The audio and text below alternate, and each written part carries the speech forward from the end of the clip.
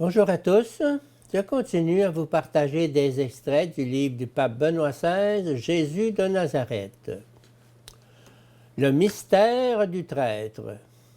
En vérité, je vous le dis, l'un de vous me livrera. 13, 21. Il s'agit d'un moment où Jésus se trouve face à la majesté de la mort et est touché par le pouvoir des ténèbres, une puissance qu'il est de son devoir de combattre et de vaincre. Seigneur, qui est-ce? Jésus répond, c'est celui à qui je donnerai la bouchée. 13, 23 suivant. Jésus dit, il faut que l'Écriture s'accomplisse. Celui qui mange mon pain a levé contre moi son talon. Confère Psaume 41, 10, Psaume 55, 14. Après la bouchée, alors Satan entra en lui. 13, 27. Judas est tombé sous le pouvoir de quelqu'un d'autre. Celui qui brise l'amitié avec Jésus, celui qui se débarrasse de son joug aisé, n'arrive pas à la liberté. Il ne devient pas libre, mais il devient au contraire l'esclave d'autres puissances.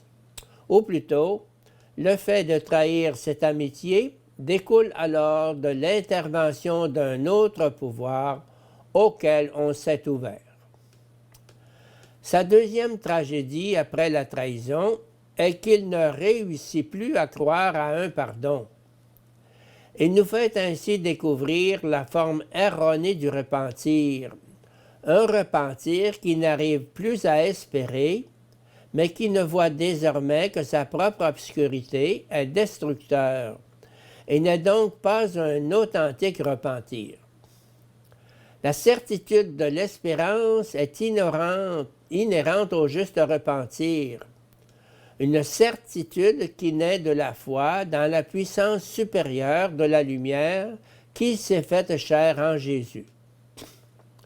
Aussitôt la bouche est prise, il sortit. Il faisait nuit, 13:30. Judas entre dans la nuit. Il quitte la lumière pour aller vers l'obscurité. Le pouvoir des ténèbres l'a saisi. Confère Jean 3, 19, Luc 22, 53.